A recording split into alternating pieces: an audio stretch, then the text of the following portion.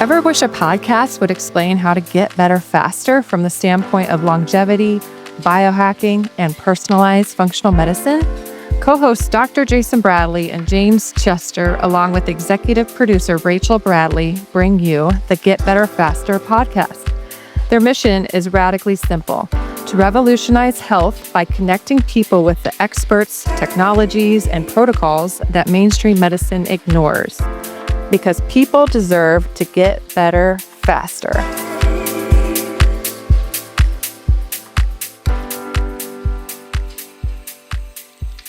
All right. I am Dr. Jason Bradley, and I'm joined with my co-host, James Chester, on the Get Better Faster podcast. Today, we are joined by a true mastermind of human potential, Mandy Keene. With over 25 years of coaching experience and an incredible 40,000 hours of one-on-one sessions, Mandy has helped thousands transform their lives by understanding the power of personality. She began her journey under the mentorship of Tony Robbins and has evolved her approach through profound influence of spiritual teacher Richard Rudd. Mandy is the author of Understanding Personality and co-creator of groundbreaking personality assessment software with Russell Brunson. Her unique approach blends deep psychology with spiritual wisdom and practical application, giving people the tools to build a heart-led relationship in both business and in health. Mandy, we're thrilled to explore how understanding personality can help our listeners transform their health journey. Welcome to the show. Thank you, Jason. I am so honored and excited to be here with you and James and soon to be Rachel. I'm so excited to go over your profiles. I love this conversation. Yeah, and I just want to frame up a little bit too about how the flow might go today. We're going to talk about all things that you do that are amazing to help people find their human potential, to help them get better faster in a sense. And you are a subject matter expert today on understanding the character traits. And maybe we'll call it the traits of the greats. And oh, wow. I like that. I really like that. and how we can all benefit from the systems that you have over at understandingthepersonality.com, and how we can actually get transparent and a bit granular with who we really are as people. And you can show people the power of the assessments that you do and how it frames out who I am as a person, how Rachel's will frame her out as a person, and how Jason's will frame out as a person. It will give people a very interactive snapshot on the work that you do. And you can talk about the reasoning behind all that too. So I think it's going to be a really fun episode today. I do too. I'm mostly excited, Mandy. I mean, yes to all of that. I can't wait to dive in. But mostly, I can't wait for you to dive into my far better half, Rachel's personality profile, so that I can understand my lovely wife even better, So I'm excited for that. So, yay. I love that you love that you want that, Jason. Like, thank you for wanting that. Thank you even for being curious and so in alignment with your assessment results too, but that I can point out and have some fun. I can't wait to hear that. So first of all, let's just back up just a little bit. We always like to, kind of start the story of, the Mandy Keene story. What I'd love to hear is, clearly you've worked with Tony Robbins, you've been developing software, personality assessments. But when did you first know that, or tell us how you got to the point where you knew, hey, my assessment and the way I'm putting this together is different than anything that's out there, and I can really help people in this unique way. Tell us that story. Yes. Well, I'll give you the Snapchat version of when I first got even exposed to assessments. I was working for Tony with his sales team, traveling around, and I was doing admin. You don't want Mandy doing admin. But I didn't know, right? I didn't know who I was. I was terrible. And Tony opened up the coaching department, and I was like, that sounds amazing. I was like Rudy wanting to play for Notre Dame. I wanted to be I'm like, Tony Robbins coach, it sounds like a dream job. But my self-esteem was in the gutter because I was doing admin. And to be a Tony Robbins coach at that time, it was a brutal process. It was like Hunger Games. Like, people would apply and then they would just be cut. And so I went through the coach training and they taught us DISC. A man by the name of Robert Alderman came in and he taught us DISC. And this is when we had like printout sheets, This is back in 1999, 2000. So, and that's when I learned about being a low C. Because I was starting to make it mean that there was something wrong with me, that I was dumb Mhm. because I these errors. And that's something of why I'm so passionate about having this conversation with people, is because we make up these untrue stories about ourselves simply because we don't understand how we're wired. When I realized, oh, I'm not supposed to be like Mm. an accountant or an admin, or like Mandy was not created for that. I was created for what I got into at a young age, which was coaching, and it was a natural fit. And so I became obsessed with disc and values, and that was like my passion. And I was like singing that song, like, Journey sings Don't Stop Mhm. Believing, that Mhm. one. And then when Russell wanted to create this software of understanding personality and combining them all, I started learning even more, and I started realizing there were some things that I was saying about disc that I was like, uh-oh, that's actually not 100% accurate.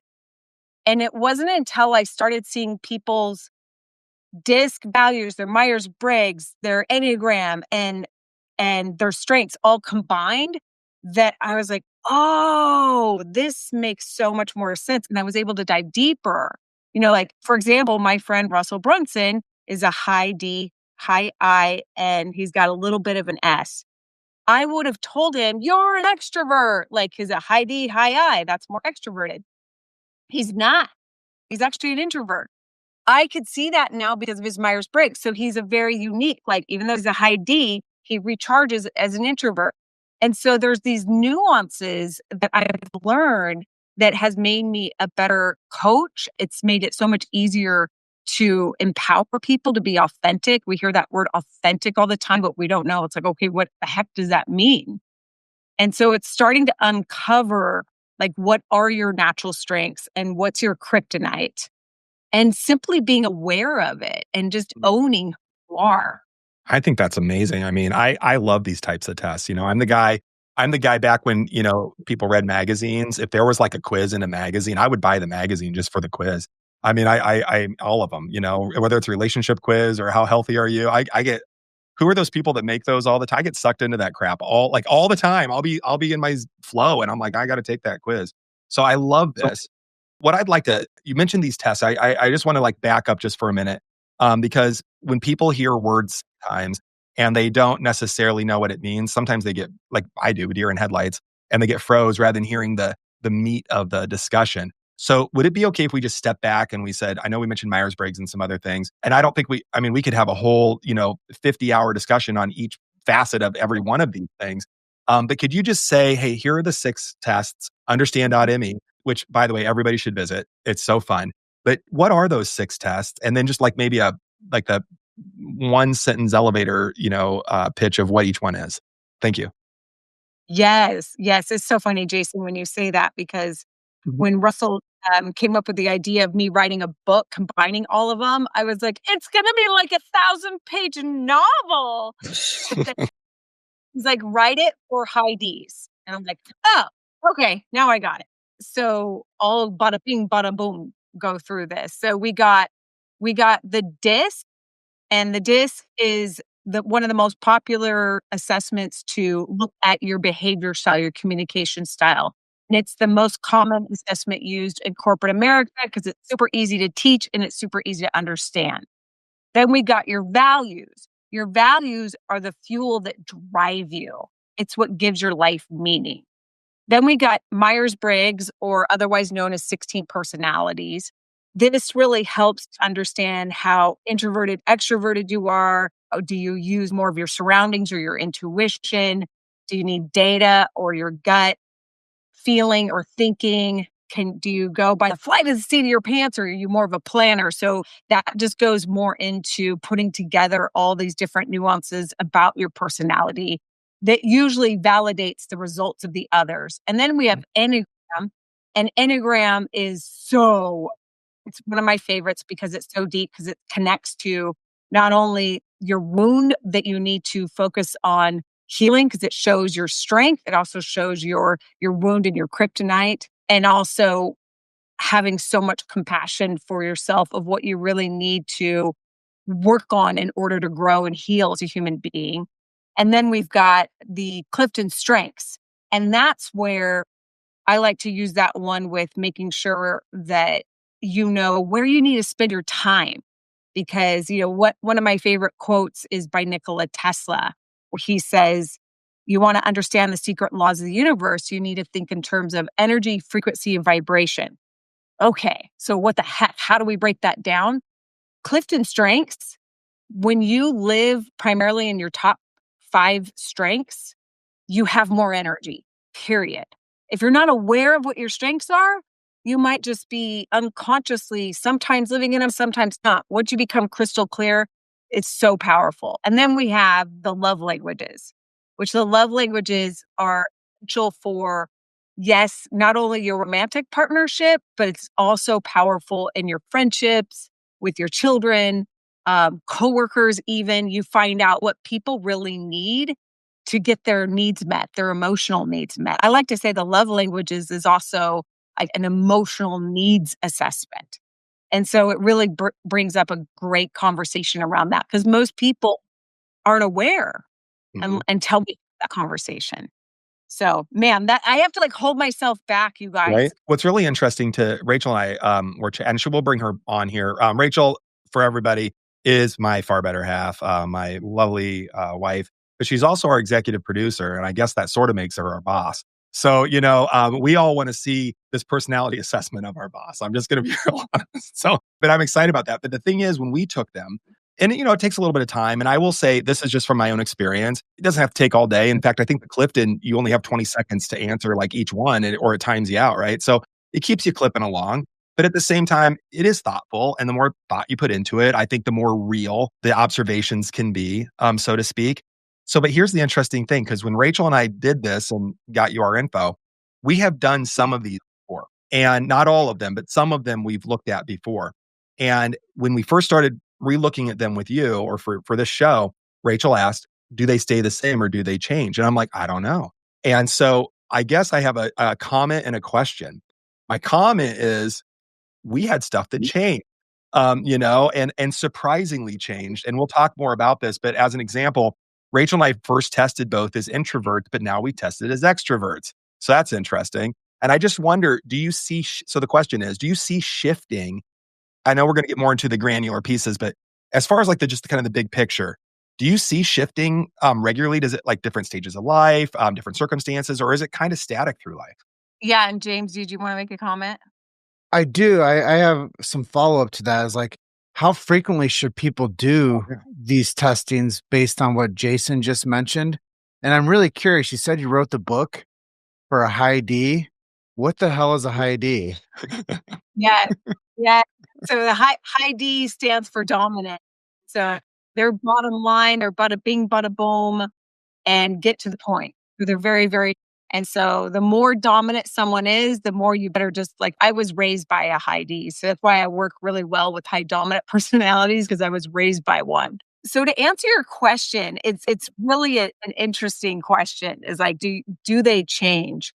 I have a Mandy theory on this. Okay. This is not a Harvard study or a Yale study. This is my own theory. Okay. What is trauma? Trauma is a disconnect from your true self, right? And then the more we heal, the more we work on ourselves, the more we become our true selves. I believe that when you are in alignment with your true self and you've got the right environment, a penguin is always a penguin, a lion is always a lion. I use these in my coaching sessions. I'm like, look, this is you, this is them. This is a golden retriever is never going to become a lion, right? I actually use examples because so many people try and become someone that they're not. And so when it comes to now specifically, Jason, you mentioned Myers-Briggs.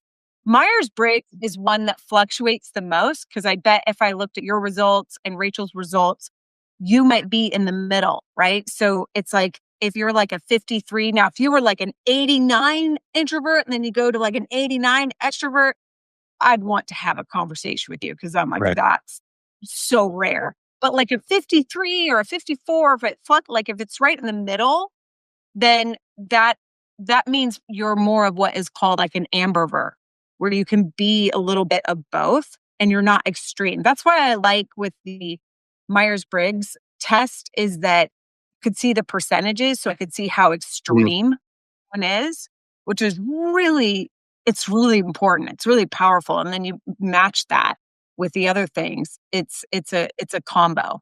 So I believe that yes, sometimes that our results may change, and it's usually because we're becoming more authentic.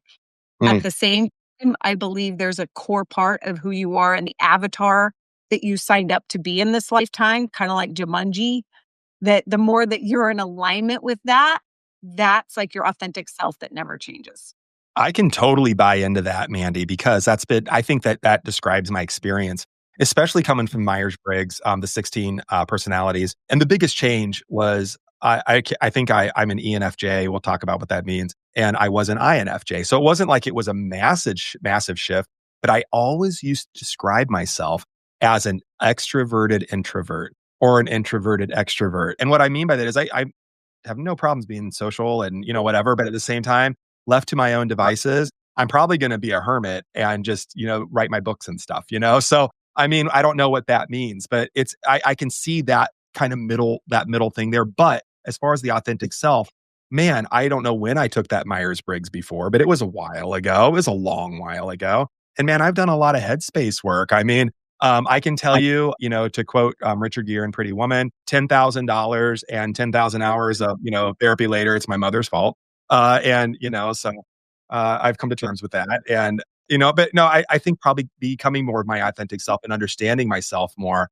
I really am an extrovert. I love people. I love helping people. I love being around people. And I think probably when I was dealing with the traumas, and maybe didn't even know what they were, maybe I was a little bit more introverted, so I find I'm resonant. What you're saying is resonating within me for sure. For sure. Awesome. And I want to clear the decks a little bit for myself because I didn't know where I really landed on any of this stuff. And I had a real aversion from doing it.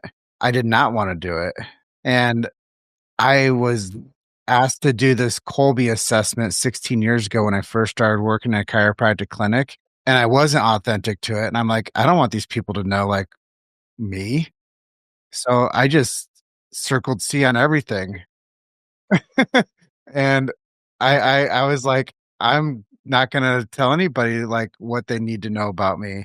I'm like, if they don't know me, they can't like get along with me and they don't think that I'm a hard worker, then they don't need to know me. So I just went C all the way down the line and said, I'm out. That's great. Awesome.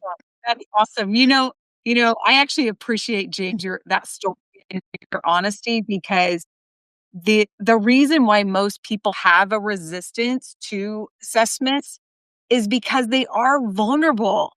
They're very vulnerable. And Yeah. and I'm a fan of vulnerability. At the same time, I'm also a fan of having discernment and knowing when it's safe to be vulnerable.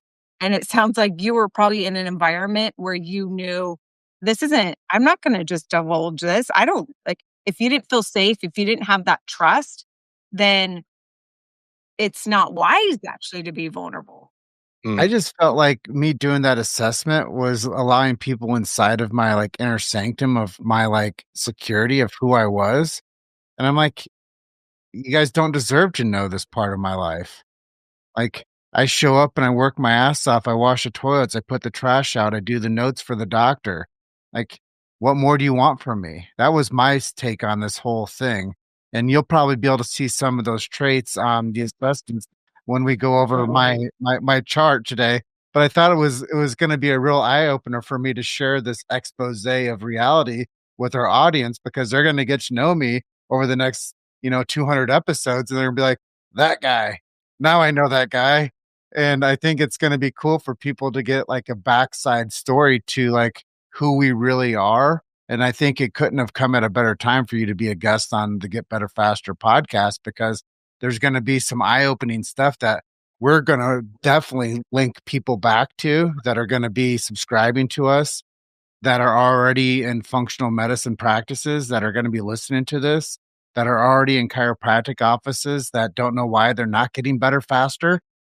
So I think that if we start to give people that clarity, like pathway, which I didn't know existed. So thank you for putting all this stuff together. And thank you, Russell Brunson, for championing the idea to put all this together, because I think that there are different assessments that when you start to amalgamize them and coalesce them and put them all together, we start to understand the traits of the greats. And we can start. I'm trademarking that right now. So, But we can understand like what makes us great and what our deficiencies are. It's kind of like doing a blood panel on somebody like Dr. Jason does with the Epic 5 plan. Like we don't know that somebody's deficient in magnesium. We don't know if somebody's deficient in iron. We don't know if they have an autoimmune condition. So my resistance to doing that was my own autoimmunity of revealing my own truth to the world. Like I didn't want Ooh. people to know. Oh, I love that. That was very tender and profound. Thank you, James, for sharing that.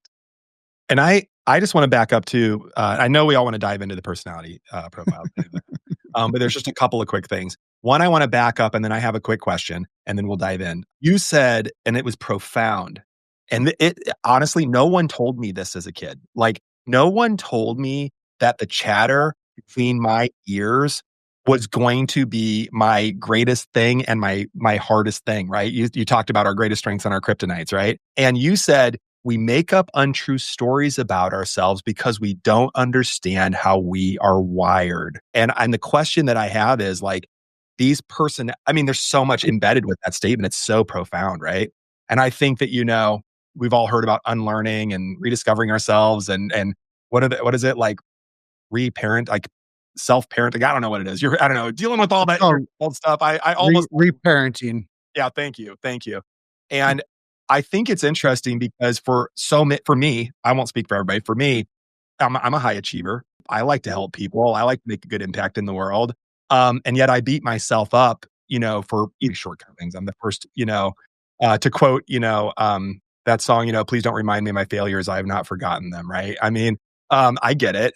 But at the same time, it's because for so long in my life, and I think so many people, I focused on what wasn't working, where the lack was, what was missing, how, all of that. And of course, we want to like get better and learn. But at the same time, what I wasn't taught was to look at what I am wired at, look at what I am good at, and then leaning into those strengths. And I love the idea of taking a personality test and being able to like just look at that, and say, hey, guess what? Here are your strengths.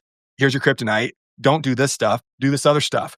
And, the question that I had was, many of our listeners are struggling with chronic health conditions, despite seeing multiple practitioners, as James was saying, whether it's the functional medicine doctor, the naturopath, the medical doctor, the chiropractor. The question is, how does understanding this personality help them navigate their chronic illnesses? How does it have the impact on them getting past chronic illness? Ooh, I'm so happy you asked this question because it's a good one. Thank you. I don't know if either one of you are familiar with Dr. Gabor Mate, who wrote the book When the Body. So I got to work with him and his compassion inquiry program, and then I hired one of his top facilitators to be my therapist, and I've been working with her for the past 5 years and learning more about the mind-body connection because I've suffered from migraine since I was 11 years old. And I did so many things to heal on the physical level, but I was not paying attention and focusing on my psyche and where I was not authentic. And I started getting sick of people like saying that word, just be yourself and authentic. And it's like, well, what does that mean? Like I couldn't put my hands around it when you grasp it.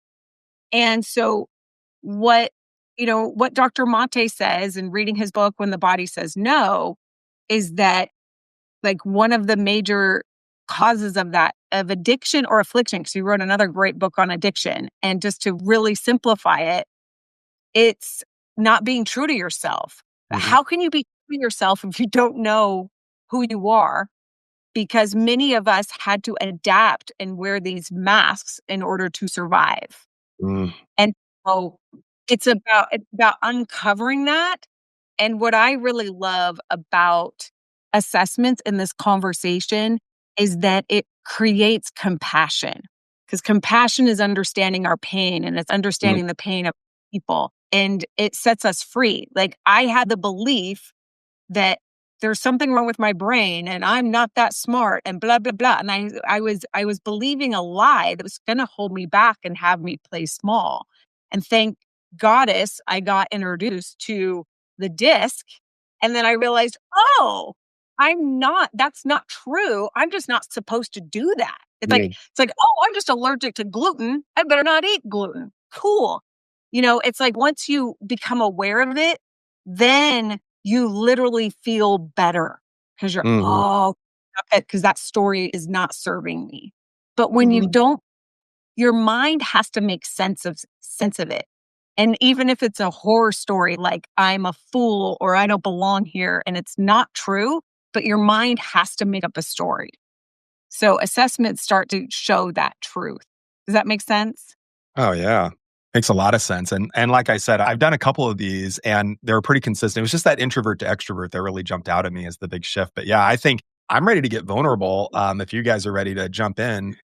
Yeah, I'm gonna actually look back as we discuss Rachel's and as we discuss yours. We can maybe go with mine last, because I'm gonna look back through my old emails and find my old assessment that I actually did, just because I'm curious to see if Nice. anything did shift in my personality traits, which was, I believe, the Myers-Briggs thing with the four things, to see what that what that will disclose based on my old assessment to the one I just did yesterday. So I am going to bring Rachel on, and I will then go Yeah. on to screen share and pick up the Rachel's assessment and share my screen so people can see that. You ready for yours, Rachel? Do Do it. it. I'm going to remove your comment from the screen there. I also, well, James, while you're pulling that up, we all thought the same thing when he said, I'm working at this chiropractic office. I'm doing this assessment. I'm not going to share with them. They don't need to know. And I'm thinking, what better place to share vulnerability than on, a public podcast then, why not jump in here? So that's I will tell you, I've developed a lot. I've done a lot of self-development and a lot of deep dives with my subconscious. And I think that that's been a huge step forward of how I've gotten the opportunity to work with you and Rachel. Is I had to become the man who I am today in order to get these opportunities that I have today. And if I didn't do the deep work on myself, I wouldn't have Mandy Keene on our screen today talking about personality assessments. And I couldn't be truthful about some of these things that are deep inside of me to get to the next things. So I think you're spot on. We do develop, but if we ignore it, we stay stuck. We stay stagnant. We stay complacent. We get different bad personality traits like fear and anxiety and anger and frustration, and we actually will cannibalize our own success if we don't allow ourselves to go find out who the we really are. Amen. yes. So I'm going to pull up Rachel's and share the screen, and we'll do some connections here. Right. I just have to figure out how to do this. We had it working so perfectly. Yeah, I think I can do it. I'll just share too that, yeah, I've dealt with headaches, migraines, and chronic symptoms. And I've found the more I live in alignment with like my values and who I am, those symptoms, I just don't have them. So it's pretty amazing. So it's so powerful, the mind body connection. Happy to hear that you understand that and you give yourself that permission and you have that being a focus. And while he's pulling it up, Rachel, if there's because there's so many rabbit holes I can go down, if there's anything going on in your life or something that you're most curious about, an area that you'd like for me to focus on, feel free to share. Like if you have like something about yourself that, like, gosh, I don't know why, like this is always hard for me and I've kind of made it mean this, or something that you Right. just like more. I feel like I'm getting into a place where I can be more of a leader and more myself and share my gifts with the world. But I've been shy and like scared to be on camera and like talk in front of people and, just be myself and not care what other people think. I think that I could get into my head a lot with, worrying like what I look like or sound like, or if I said things right, or I know a lot, I'm sure, people can relate, but I am working on that. And I would say that's something to consider. Yes. Thank you. Thank you for being vulnerable. Thank you for sharing that. So, James, if you could scroll a little bit up and show her beautiful disc craft, I'd like to comment on what you just said, Rachel. So, part of your beauty and your power is that you do care what people think. And I know that may sound like a Mm. strange you're a high I. So you look at that 74, that is a beautiful high I. That's what makes you high I's are driven by the need to be liked. I'm a high I too. And there's so much that we get of like, don't care what people think and la la la. And I completely get that. What I found out is like the only way out is through, is to realize, oh, I love people and I want them to think positive things, and realizing that it's what makes you funny, the funny, playful part of Rachel, the warm part of Rachel. And because you're a low D, so anything below the 50 line is considered low, because you're a low D and a low C, something that I really would love for you to get is you have a similar disc to me, and we're called the golden retrievers. Who doesn't love a golden retriever? Come on. Like, you gotta like not have a soul if you don't love a golden retriever. Like the personality that for you to start to see that you have a very sweet disposition and you have a personality that is so likable. And that's what you exude. And for you to take action, your number one value is harmony. So if we want to switch over to values and show our harmony, for you to motivate yourself to do something that's outside your comfort zone is you need to first understand that harmony and freedom are your jet fuel. So harmony is people who value harmony really value beauty. And it could be like your literal environment beauty. It could be music. It could be arts. It could be cooking. It could be photography. It But could be it's so husbands. I'm just saying it could be husbands, you know? cool. Yes, absolutely. It might not be husbands too. I'm Like also you laugh, Jason, but it actually can. And so there's been a study done on values, and something that I want to give you, Rachel, is that people who value harmony are 10 times more productive in an environment that they perceive to be beautiful. Whereas people who are low harmony, those are the people like, have you seen those movies where like the attorney with like the messy desk and they got their coffee and it looks like a pigsty, but they're like a brilliant attorney and they can be productive. Someone like yourself, you are actually more effective and productive when you perceive. Matters is your perception, not mine, not Jason, not James. Your perception that this is beautiful, and you actually become more alive. And so it's Yeah. really important to honor that value, because that's what makes you courageous. That's what makes you start to take action that's more outside your comfort zone. Does that make sense? Does that resonate Mm. with you? It does. So I'm reading this book. It's called A Year of Living Danishly, and I quarter Danish, and they really value like beautiful things. And I was like, "Oh, that's me too." Um, so yeah, I totally see that for sure. Hmm. I love that. I love that. I'm a quarter Danish too. We're kindred spirits. We are. Oh, yeah. So beautiful. So it's I would give you the homework to really look at how you could add more harmony into your life. And then your second value that's like right there, it's 74. It's like right there is to look at what does freedom mean to you? Because whenever I have a client who values freedom, what freedom looks like to me is going to look different than. And so, since it's your second value, it deserves to have time of like, okay, what does freedom look like for you? Like right now, I'm talking to you guys, and I actually have a golden retriever. Her name's Whiskey. She's on the floor right now. And then after we're done, I'm going to take whiskey for a walk outside and get some sunshine. That's freedom to me. Being able to do this, be on this podcast with you guys and have this conversation and then take a break and walk whiskey outside. Like that is freedom. So it's like getting really clear on what freedom looks like for you. Does that make sense? Mm.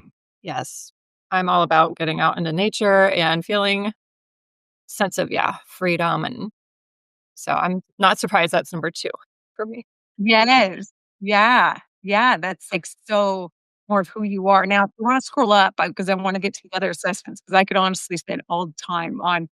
Mm. So, this personalities, Mm. so look at as an ENFJ and you're 54. So, just like Jason was talking about with like introvert, extroverted. So, you can toggle, right? So, you would be called what's called an ambivert.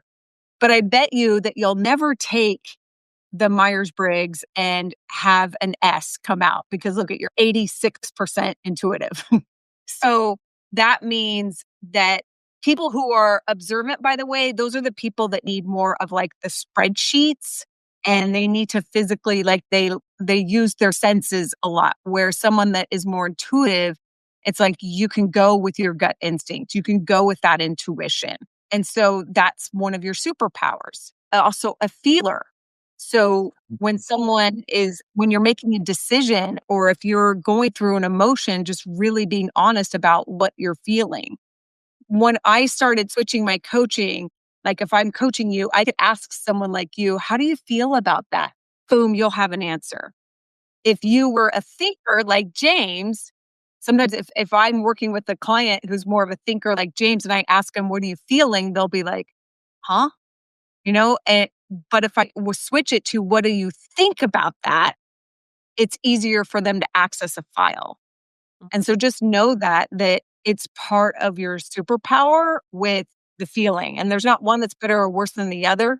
It's just what makes you different. And being more judging, I don't like those words. I don't know why they use those words, but it just means that you're more of a planner. So it's that thing, where the P's are more like shoot from the hip, right? And so this is where you're more of a planner. That makes sense. Totally. Yep. I got a new planner uh just recently. So And now I have you back up to the Enneagram. Yes. So the Enneagram, which by the way, I'm so curious if in fact Jason and Rachel, if you guys are both twos, because it's rare for a couple to be the same Enneagram. Not that it can't happen, but it's rare. An Mhm. Enneagram, one that sometimes people get wrong if this is new. So if I say anything that does not resonate with you, please know I'm not going to take it personally. Like this is part of a conversation. And you guys both might in fact be twos. And if you are, that is so cool. And I'll be interested to hear how you guys have navigated. So, Me too. like because you guys are like twos are so with Enneagram's so powerful because it really goes down to like our core wound, our core fear, and then we adapt from there. Yeah. And they're called the helper. So it's like you have these antennas up where you constantly can see where you can serve, how you can help. So like if we were all together in person and there was a couple other people hanging out with us and someone started telling a story and crying, Jason and Rachel would probably both hop up and look for the Kleenexes to give them, right? Like you guys have those antennas that sometimes it's really been, I bet it's been hard if you are in fact a two that other people don't have. That you're like, why don't you care? Why don't you help? Why don't you see? Right? Because you just give and give and give and give and give. Now you got the message that in order to be loved, you had to be needed. That was the message that you got. So what did you do? You became like irreplaceable. You gave and you gave and you gave. And then, so it's a beautiful thing. The biggest thing I like to say to my Enneagram twos, if that does resonate with the both of you, is that really being able to practice and become aware, like keenly, vigilantly aware of what you need, both, from each other as like husband, wife, and as well as just being your own person. Like, what do I need? What are my emotional needs? I'm a 9. And so a lot of twos and nines were like needs. We have needs. What? Like, what needs? And so becoming aware of what you need and to be able to ask for help, which I know with twos, that's like, what? Does it resonate with you so far with what I've said about being a two, Rachel? Absolutely. Yeah. And I can go like I can step over that line into like people pleasing if I'm not careful. But I am becoming more aware of like what's help and what does that look like? What's it look like to be kind? And, I always say be kind and not nice. And I mean, nice is good, but that true kindness, like it's coming from a place of love and overflow and not needing to be needed or, people pleasing, I guess, if you will. I love your self-awareness. That was well put. I love actually the kind, not nice, because it's like, because that, especially for someone that's wired like yourself, it's so like that is your practice. And really knowing like, what do you want? Like, what do you need and what do you want? That's why you look really healthy as a four, because the four individualist. And so it's like, the more you're like, I want this. So it's like, James, you're working with two twos. If you hear Jason or Rachel like go like, I really want this. And like your ears get like as big as an elephant. And you're like, what did you say? You want, like, what you want? That is a big deal for a two to claim this is important to me and this is what I want. They want me to be on time and have the links ready. Right. Man. My big ears went like this. Good. I love it. I got an elephant here for you too. So I think too, just hearing this, the perspective, again about rage, and you're nailing it. I mean, you're nailing it down. But I can't wait to like when we get over to me too, and I'll pause for that part. But I'm questioning my two now, but I'm also not questioning it. We'll come back to it. I'm excited. So now yeah. I believe we got you down to Clifton strengths for Rachel. Yes. And I can give you guys some checklists to look over after we're done that you can contemplate. And if you want to have me back after, a few months, I could do a second episode if you want. Oh yeah, I'll just it'd be fun. there. So your Clifton strengths. Now, this is what's fascinating about you, Rachel. So fascinating. Here is this like golden retriever personality, loves beauty. Like you could probably get along with almost anybody, just the way that your personality is. But inside, it's like there is this like visionary on crack, that probably most people don't see. That you're Yeah. like, we got to go here, and this is it. And then you got this achiever, and then you're like competitive, and it's like, whoa, like yeah. where did this come from? And so it's like when I saw like this, I was like, whoa. That's why I messaged you. I'm like, do you have all 34? I'm so curious. So it's like you get like ideation and futuristic, like together. It's like your mind is probably always like idea, and like future. What can you expect? Bah, bah, bah, bah. And then you got it, like bada bing, bada boom. Let's get it done. And then you got competition. So it's like it's like it's on fire. So I've been fascinated by what a unique combination you have. Because most people, because I've looked at a lot of these, most people with your disc, with your Enneagram and your Myers-Briggs have more like relationship building strengths versus you are like you're more strategic. So if you look at like the 4 categories in your top 5, you're a thinker. Like you've got to have something that where you use your mind and where you could just give ideas and anticipate the future and whatnot. And you would actually do better with people on your team who are like what we call hands-on keyboard, the ones that execute, while you're like female version of the Iron Man in the cave, just like creating an entity. Does that make sense? Definitely. She gets our producer Luke, whose hands on keyboard. Yeah.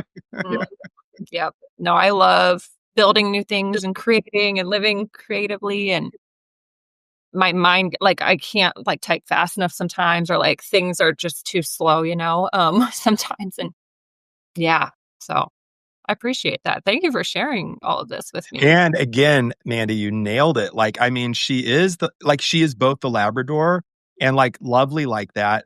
And at the same time, she is a deep thinker. And I always tell people, because like, oh, Dr. Bradley. And I'm like, listen, Rachel is the brains behind it all. She's also the beauty behind it all. I think I'm just the guy that's willing to get on a camera, you know? So, I mean, that's the thing. I mean, she really is. She's amazing, like you're describing. Yes. Yay. Yeah. Thank I you very love much. that you see that because, like, Rachel, it's really fascinating because I bet so you always need to be able to use your mind, and the more that you can be able to use your mind and notice what you said, like, sometimes I can't write them down fast enough. Having a practice most people with ideation, you've gotta have something that's, like, just an idea journal where you just, like, being able to dump and be able to have space for that, Mhm. and for both of you to give Rachel the space just to come up with ideas. Some of them are gonna be great, some of them you're not gonna use, but just be able to have a safe place for you just to produce because that is your superpower. And then quality time for love languages, and I'm so glad I got your husband online too, so I could give him this tip. It's really about presence. So people with quality time, it's about them being present. So it's like if you were out to dinner or whatnot, it's like there can't be the phone, right? There can't Mhm. be other distractions. And it's really important that you have that presence. Mhm. Um, and that's what I've discovered with people whose quality time is really high up there, is that it's in today's, like, ADHD culture and being addicted to our devices is, like, Mhm. being able to have that. Does that resonate with you? Yeah, definitely. I mean, I've been guilty of it. So I'm like, if I want others to be present, I got to practice what I preach and put my phone down. And so, yeah, presence. Yeah, and that quality. I was even talking earlier today about it's not like the quantity of time we have. It's really like, yeah, how we spend it and like presence. Yeah. Yeah. Mhm. Yeah, and then the words of affirmation, so being able to hear it. So you have all of you gotta do it all, Jason. She's got I all of know. it. And she deserves it. She's a cat, right? So, Hey, um I just know that my job is to just check in for sure, do the best I can, but also don't make assumptions. Check in and ask how I'm doing, you know, so I can get Yeah. that feedback. And then hopefully recalibrate. You know, That's a good job. That's beautiful. Do you have any other questions, Rachel? No, thank you very much. Yeah, wow. I got some good notes. Thank And you. and for me being the driver over here, I thought the assessment was really cool to see the snapshot in real time. And I think that in the future, we should do a giveaway, Get Better Faster Oh team yeah. of a couples assessment with Mandy on to where we can bring on a couple different, like, just like pop up events where we bring on Mandy and a couple and they do this work and she can go through and cycle through and talk about how that they could have, better harmony or what their deficiencies might be and get to know each other better if they're vulnerable enough to actually do this work with us on a live podcast. That sounds fun. Does. I love it. There, I'm pulling a Rachel role, giving some fun ideas, and maybe they'll stick. That's a good one. Awesome. Mm. Hey, I'll hop out of the hot seat. Yeah, I'm gonna bring Jason's up here. Sure. Well, and I think what's interesting while you're pulling that up too, James, and I mean, Mandy already knows this, but Rachel and I are similar in a lot of ways. I mean, and I find that also curious because I have both of our assessments pulled up, Rachel's and mine, and I kept getting confused which one I was looking at. And so the back story to that, I don't know when we started saying it, and I don't know what this means. And feel free to psychoanalyze it all day long. But early when we met, Rachel and I asked each other, and we continue to this day, are we the same person? Like, I mean, what's like, we're so amazingly similar. And I know that a lot of times, like, that cannot work, you know, because it's like too similar. But for some reason, I'm curious to when we get to the Enneagram to discuss that. Somehow it works with us, but we're super similar people. But anyway, here we go. Yes, you are similar, but I'm gonna share with you right out of the gate where you're very different, Sure. okay? So this is where you're very different. Now, you both are gonna be, like, a super fun couple to hang out with because 'cause you're both high I, right? You're gonna be like so you're both gonna be fun and playful, and you need to have that time. So, and remember, high eyes are more optimistic. So you're both optimistic, you like people. But the biggest difference between the two of you that I believe is important for you to understand is Rachel is a high S. So it's that steady Eddie. S's are Mhm. driven by the serve. And so, and S's, we don't really like change. With life is change, but here's our superpower. I wrote an email this week on it. Is every team needs a high S on it because the S's are the steady eddies. We're the ones that will be consistent. Mhm. And so we're loyal and we're reliable. There's a saying in the disc world, you want something done, ask an S to do it. So where you're different, Jason, is you're a low S. So you move really fast. Now Mhm. Rachel's mind moves fast because of her strengths, but like being a high S, she needs more of that space and that consistency. And S's need, they're slower. We're slower. And in our culture of like a Starbucks on every corner and selling liquid crack in a can at every gas station, like, those of us who move slower are not like, yay, good job on Mhm. time, right? We Mhm. work at speed. So that's where you're different right away is you're a low S where you like change, you like variety. I was coaching you, Jason. I would not want you to have a schedule that was like the same routine over and over and over again. That would drive me nuts. You do well with like projects, immersions. In fact, I've coached a lot of people in Hollywood, and the most common combination of people who like work in movie sets is your desk, where it's a high I and a C. So they get along with people, but they can do some of the details and they got that low S where they can be like, yeah, we can change this. We can do that. We could roll with the Mhm. punches. Does that resonate with you, Jason? Oh, yeah. I mean, I think change can be hard for everybody, for sure. But as far as change goes, I'm trying to say this the nicest way I can, without sounding like an egocentric person, but I'm really good with change. Like, I mean, I can get thrown a curveball and it might like who doesn't get tripped up with that stuff, but I'll have a solution for it in about 30 seconds. Like, okay, here's what we need to do. And it's funny because I mean, that bleeds into everything that I do, whether it's, doctoring or whether it's business or relationships or right. And whatever it happens to be, it's just the way I approach it. Yeah. Interesting. Yeah. No, that's your superpower. Own it. So just know that you're gonna always there's gonna be things like I could see where you could help balance each other out. Now your number one value is freedom. So I would give you this same homework assignment I gave Rachel is like get super, super clear on what freedom looks like to you. Because that is your juice. That is what drives you. And your second value is impact. Mhm. And with impact, they are driven, they have to believe that they're making a difference. Like you're not someone who can make a ton of money and like know that you're not really helping people. That's not going to work for you. You have to, and remember what matters is your perception. So it's like if I were coaching you, the things that I would work on right away is what does freedom look like for you? And how do you know when you're making an impact? It's like Mhm. make it very obvious for you to be able to measure that. Does that make sense? Mhm. Yep. Yeah, no, and that Yeah. hits home too. I mean, there's so much here, Mandy, we could just dive in, but impact is really Right. important to me. In fact, it's so important to me that with our previous clinic, Epic, we Um, used to do our Monday morning huddle.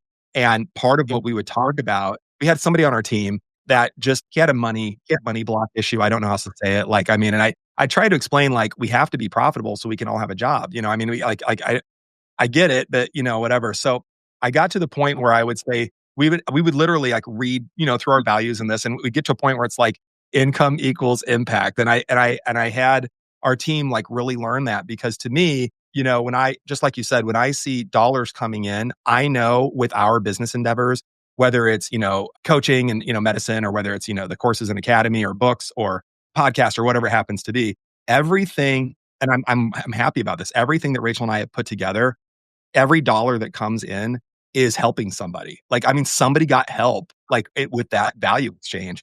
And I feel, like you said, I couldn't go to sleep at night if that's not the way it was. And I love that. And I love surrounding myself with people that think that same way. So, and you're one of those people and James is one of those people. So anyway, thank you. I appreciate that. Right. Yeah, well, and you just exuded, thank you, Jason, for that, because you just exuded the epitome of an ENFJ. Okay. So my dad is an ENFJ, and he's so funny is he'll go to have a doctor's appointment and I'll ask him, how was your doctor's appointment? He'd be like, oh, you really love this doctor and his nurse. And he's talking to me about the people. How was your appointment for you? And it was like, being ENFJs just love people so much. Like some people have more of like a skeptical personality, just know, and I'm sure you probably experienced this in your life, but like, are you for real? Like, is this like really because you genuinely, truly love people with Oh my a gosh. passion? Mandy, I got to cut in and just bring James into this real fast. Jim, when I was in Minna Iron, Ryan, like, he was skeptical of me because he's like, you're like a fucking Labrador. And he's like, happy, happy, optimistic, you know, how can I help Dr. Ryan out? And like, let's go. And he's like, until I got to know you and we've been in Minna Iron together. And he's like, you're actually kind of like that. And I'm like, yeah. So anyway, yeah, he was a skeptic, and it's interesting. I'm not by any means like this all day, every day, right? But I mean, I think that's my general demeanor. That's interesting. Thank you. I appreciate that. Well, the funniest part of all this is going to be a time capsule episode 3 of the Get Better Faster podcast. And as we develop as a squad here, we're going to be able to go back and listen to this when we're walking through the forest or walking through the mountains or wherever we're at. And we're going to be able to like rethink about like what it is to be a part of this team. And I think that early on in this development of this project, it couldn't happen at a better time Right. for us to actually do this. I can't make this up. Like, I didn't think we were all going to come on here and go over personality assessment today and talk about like what our strengths and deficiencies were and what like these different like acronyms meant for us to either shine or be diminished. Like, I had no idea that this was going to be like a functional day on our third interview talking about like who we really are as people. And how much we're getting out of it too, right? I know, Mandy, I don't want to keep you here all day, but thank you so much for everything here so far. This has been a blast. You guys are so fun. You I'm guys are loving so this. fun. Love to definitely look at, can we pop over to Jason's strengths? Of course. Is that my Cliftons? Yes. So look at it. So, Do man, you want to look at the James, Cliftons or the Enneagram? the Clifton. So scroll. Yeah, there you go. So look at this. And this is like so beautiful. And this is why, like, Rachel, I would love to still look at like all your 34 combined. It'd be so interesting to look at what your top 10. So like, oh my gosh, James, you are connected to like these two minds that are just, they're always going. Like like your mind being strategic. Someone So gets it, Rachel. Someone gets it. we're like, I feel validated right now, Mandy. I feel so validated. yes, your mind is like both of you, just your mind. Now, Jason, people with a number one strategic, you need to know this, and all of you need to understand this. And I want the listeners to know if they have strategic or if they know of someone that has strategic in their life, you literally think differently than those of us who are not strategic. So like you have an ability to be able to see, like if we're here at A and we want to go to B, Jason's mind has the ability to be able to bridge the gap. So your mind works differently than, let's say, my mind and other people's minds who aren't as strategic. Hmm. And so you need to have that space and time to be able to think. And then you have that along with ideation. Oh, that is like, it just intensifies it because it's right next to each other. So that's the thing about these strengths. It's like looking at what is the priority, like where are they at? And then it's really beautiful to have connectedness. Connectedness is one of the spiritual strengths where you see how, and you already showed it right before when we're talking about ENFJs, you see how everybody is interconnected. And you see how everybody, like you can see how everybody matters and how everybody's connected. And that is such a beautiful quality in a leader and in a business owner. And don't mess with Jason if you go up against what he believes, because people with belief, they are so passionate. You cannot sway like with it's like their belief that that's what drives you. And so it's like if Jason's not taking the action, it's like look at your belief. And then just like your beautiful wife, you've got that futuristic of anticipating the future. So I bet you guys have some like super fascinating, interesting conversations together. I think it's fascinating. I don't know if I'm fascinating to Rachel, but They're a lot of fun. Really are. I mean, funny. we get on to like some interesting tangents from them. Oh, man. Also, just because we are programmed the way that we are, and thank you for helping us understand it, we co-opted from Steve Larson and Marley Jacks, for our listeners. We co-opted from them Dobby as a free elf, because we will just keep rechurning back into business or like an idea, or I mean, maybe it's a business idea, maybe it's a life idea or whatever. And we'll just, both of us are like instantly into it. And we're like, yeah. And we'll go and go and go. And then one of us will be smart enough and be like, Dobby's a free elf. And what that means for the listeners is we're not slaves to anything. We have freedom, right? We're not slaves. I love that. Love that so much. All right. Do you want to touch on Jason as a host at his Enneagram? You know, Jason, when I was talking to Rachel about hers, you said you weren't sure if you were a 2. What's There's a interesting. Go ahead. Sorry, I cut you off. list I can give you after this for you to look at, because if you're not, when you find what your Enneagram is, you like know it. Like, oh, that's so Well, me.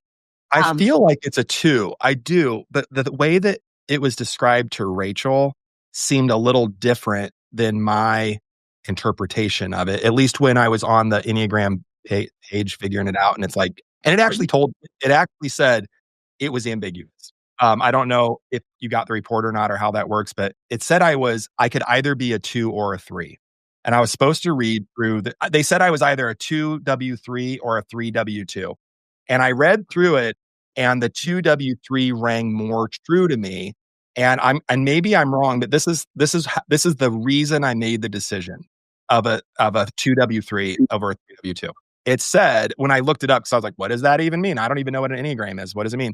And it said that 3W2s are driven by achievement and desire for recognition and use charm and connection to leverage success, while 2W3s are driven by fear of rejection and abandonment and use charm and connection to secure love and validation. And if we're going to be super vulnerable, I'm a 2W3. I mean, that description, that is absolutely, that's true. I mean, we don't need to go into adverse childhood experiences and traumas and all that kind of junk here. But, I mean, that's the way it manifests with me for sure. I think that that's a true statement. So if you feel that that's a true statement, then I'm a 2W3. Thank you, Jason. You just illustrated a really beautiful, powerful point for your listeners. Is the best way to know what your Enneagram is to look. And I know it's like not the fun, sexy part of it, but it's to look at the wound. Like, oh yeah, that's like death to me. Like, no way.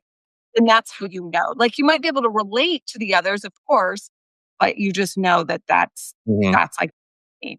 And physical touch, your number one love language. It's so interesting because I do find that not all, but most, like a lot of men have that physical touch. A lot of women have that quality time. So it's like you're present. And so it's like men with physical touch. It's so important to have those hugs, be holding the hand. Like that's how you feel loved. And you're just like Rachel in that you have all of them. So you do have quality time is your second one. And then you got words. So it's like you guys do have a beautiful similarities. And I think it can definitely work when you understand and how to be able to be there for each other and being able to how to give. It's like you guys kind of remind me of that Instagram post where it's like, watch out when 2 givers come together, right? It's like, that's a powerful combination. Oh, that gave me chills. Thank you. That was a beautiful compliment. Yeah. I love Rachel, it. I want to know if Rachel learned anything about me going through that.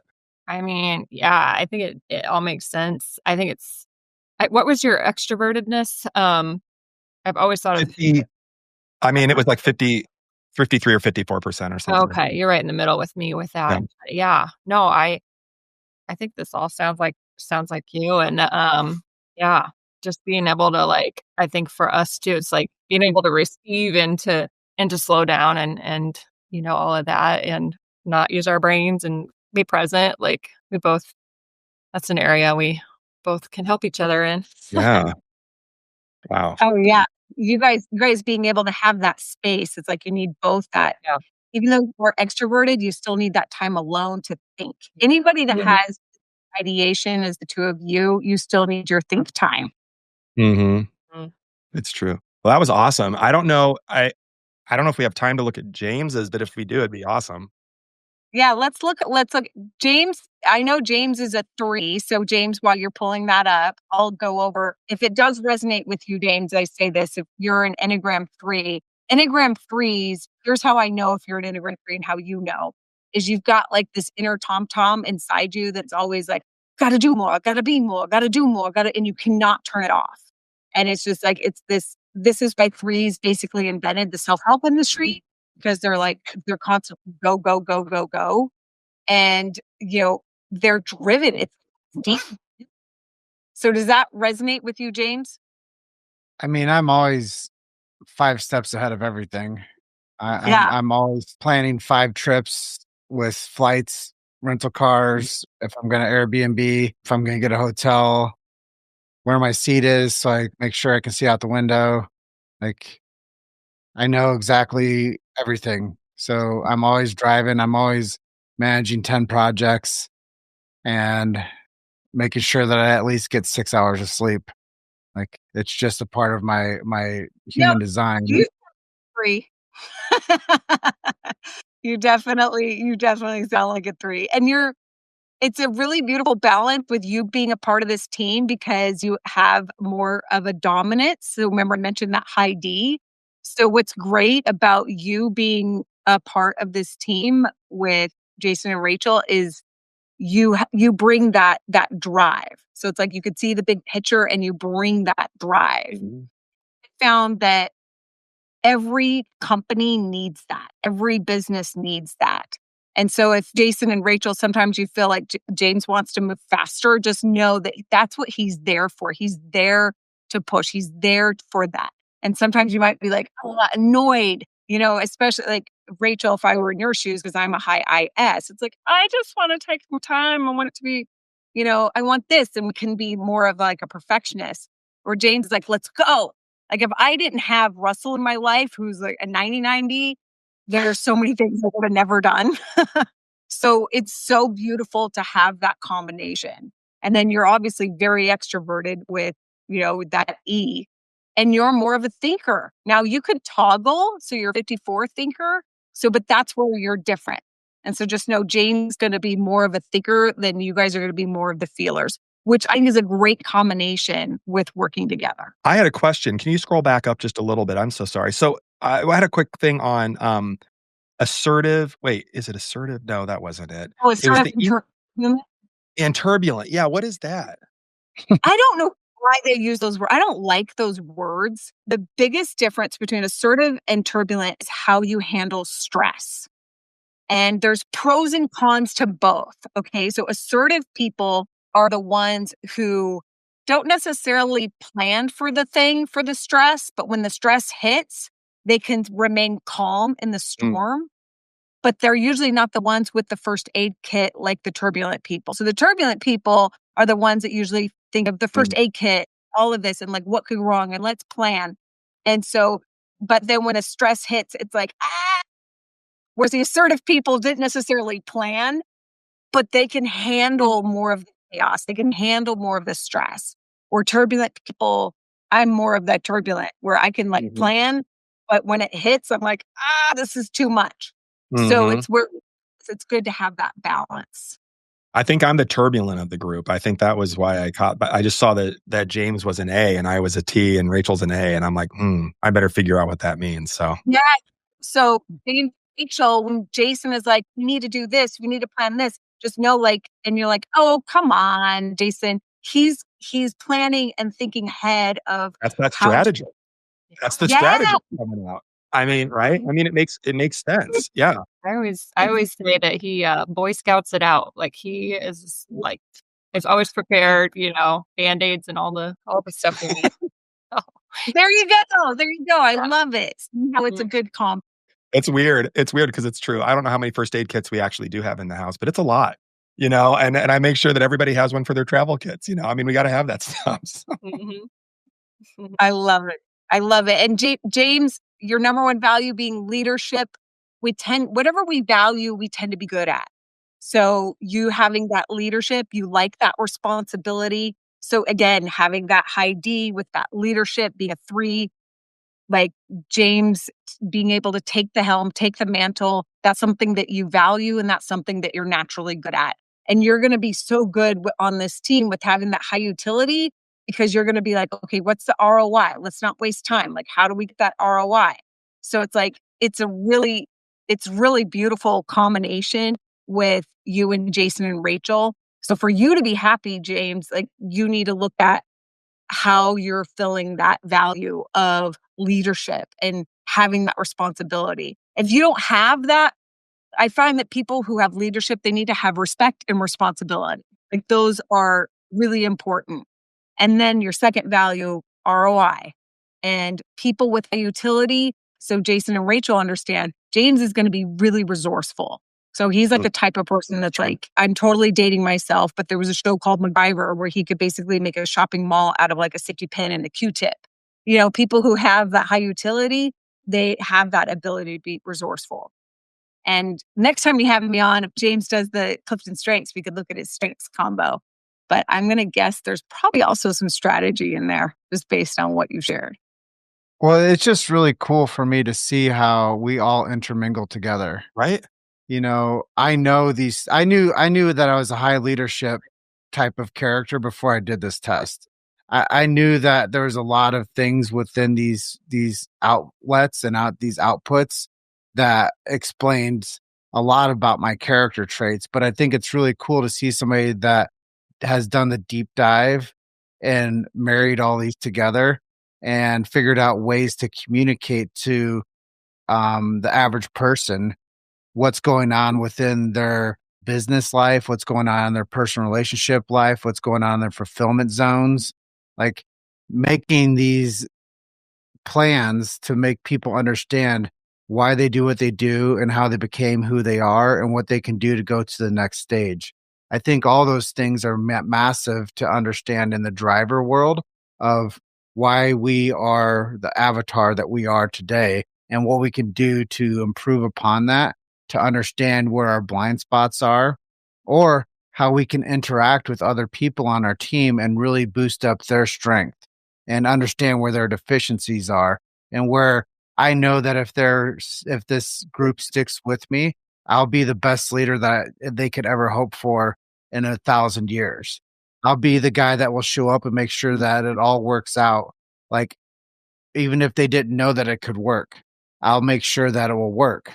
Like when we were jumping out of the airplane and putting the parachute together as we were jumping, I said, "Hey, trust me, this thing is going to like be a top 1% show and podcast globally. I know it's going to be a hit. I know people are going to listen to this and they're going to support it because you know what they all want, Mandy? They all want to get What? better faster. It's They all true. want to get better faster. Anybody that hit you, they all want to be a part of this project. Everybody." I totally agree with that. And I think coming back to like the personalities too, I mean, so much gold here. For me, understanding my strengths or Rachel's or James's on the team, it's actually de-stressing. I don't know how else to say that, but as a precision medicine, functional medicine doctor, whatever you want to call it, right? Root cause person. I know that stress is like, and stress can be good stress, bad stress, physical stress, emotional stress, chemical stress. There's so many stressors, right? But knowing these things is actually so de-stressing to me because I can say like, oh, these are my strengths, and I might not be good here, but I'm not wired that way. And then having known those things, especially coming back to the certainly relationship and whatever, but come back to the business world, how cool is it to know like, oh, here's my strengths and weaknesses. I need to find someone that can complement my, filling over here. It doesn't mean anything's better. Like no one's better or worse. It's just very complementary. And where I wanted to go with all of that was, I love what we did today. I learned a lot. I learned a lot about my life. I love my wife. And certainly James. I think there's a lot of room for like couples in here, but man, we have a small Get Better Faster team, and Rachel and I have had a very big team at different points in our lives. This stuff is invaluable. I'm sure as a human being and as a couple, that holy cannoli, as a corporate structure, am I wrong to think that like every business should be doing this and like just understanding their team? Like, I mean, just the de-stressing, the understanding, the compliment, understanding where we've all had people on our teams. God bless everybody. We've got a lot of people on our teams that they're just not a good fit. They're wonderful people, but a bad fit for that thing. And it's clearly because of what we're talking about. And then on the front end of corporate, I mean, yes, get your team, but like, what a cool thing to do for an assessment when you're bringing somebody on and say, oh, here's their strengths and weaknesses. Here's how they can fit into the team. And I'm sure, Mandy, that's kind of what you do with your personal coaching business. Yeah, I assume. We haven't really talked about it, but am I right about that? Yes, no. So Russell has his inner circle and his atlas with entrepreneurs that hire people, and use understand.me all the time for Okay. hiring, as well as managing and leading your team, because it's like, oh, no wonder she drives me crazy here. Oh no, it's like so many people are not on the right seat on the bus, Right. and it's painful. And we talk about stress. Nothing's more stressful than being in a job in a position that's not the right fit for you. And Mm-hmm. it's not necessary. And so Mm-hmm. this is such a great tool to raise that awareness. So I love that you see that. And yeah, I'm excited for future conversations. Thanks for having me on today. Yeah. Go ahead, Jim. I'm definitely going to pitch this to my other podcast team and have everybody go through the understand.me and do the assessments for better understanding that unit. And I'm also really excited to see Luke, who's our producer and our team organizer, see him do this assessment, because it will give me a lot of value, because I've worked with him for 16 years, and to see like how we have this synergy. Because when I met him, I would always tell him, everything that you don't do well, I do well, and everything I don't do well, you do well. How about we start working together? We're going to help each other tremendously. And it was really cool, before I even knew any of these things existed, that you can obviously have like that sixth sense too. And you can feel like energetically if somebody's going to be somebody that you want to do project work with. And I think it's really cool that you're working with influential people within Russell's inner circle, because you can then see how these high level achieving people can either work better together, or maybe they're on the wrong path. And I think it's really cool that you can start seeing these assessments to say, these guys are going to be big, or this team is definitely, they're going to hit the rocks. So I'm excited to have my team do it so I can see where they fit on the bus. But I think it's invaluable what the project that you've done with us today as a small group here. And I think that anybody watches this or listens to this in the future, they're all going to be wanting to jump on board with this. And I think that even the people that are out there that are sick and suffering, and they don't know where to go or who to trust, if they plug this in along with their journey with their functional medicine doctor or their chiropractor or their neurologist or whatever type of entrenched illness that they're dealing with, they plug this in and they start to know themselves better. I guarantee you that they will get better faster and heal Oh, yeah. quicker, because they're going to understand the metaphysical world that lives inside of them. And if we can go back to the original anchor statement, this is the traits of the greats. Traits of the greats. I That's love right. that. I love Thank that. you. Thank you, guys. It's been an And, honor and a pleasure to be here. and Mandy, before we say officially, farewell for now, did we miss anything? Is there anything else that you'd like to share today, or parting words, or anything at all? Thank you. Well, this was a joy. This was a blast. I would say for you and Rachel, when you start expanding your team, just know that probably not everyone's going to be able to keep up with you mentally, like as far as like your speed. So just keep that in mind.